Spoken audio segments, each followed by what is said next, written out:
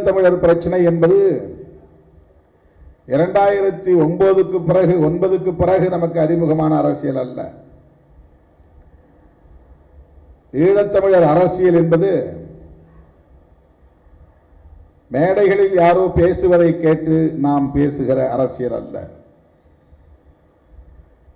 ஈழத்தமிழர் அரசியல் என்பது 4 சுவர்களுக்கு உள்ளே ஒரு அறையில் உட்கார்ந்து கொண்டு வீராவேசம் பேசுகிற அரசியல் அல்ல நம்முடைய அரசியல்.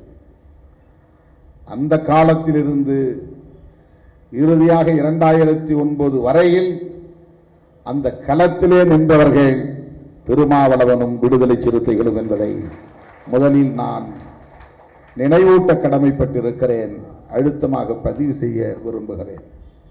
நாம் போராடிய போது களத்தில் இல்லாதவர்கள் இன்றைக்கு நம்மை விமர்சிக்கிறார்கள்.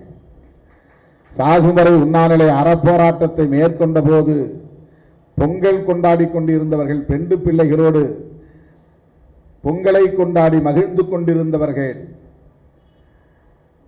இன்றைக்கு நம்மை விமர்சிக்கிறார்கள். அந்த நேரத்தில் அந்த யுத்தம் முடிந்து புலிகள் வீழ்ந்தார்கள் அல்லது அழிந்தார்கள் என்கிற நிலை கனிந்த போதுதான் செல்வி ஜெயலலிதா அவர்கள் ஆதரவாக அறிக்கை விட்டார், சட்டமன்றத்தில் தீர்மானம் கொண்டு வந்தார்.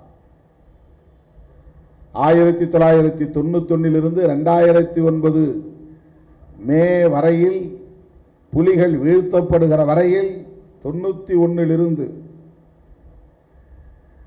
அதிமுக தரப்பில் ஒரே ஒரு நாள் கூட ஈழத்தை பற்றி பேசியதே இல்லை.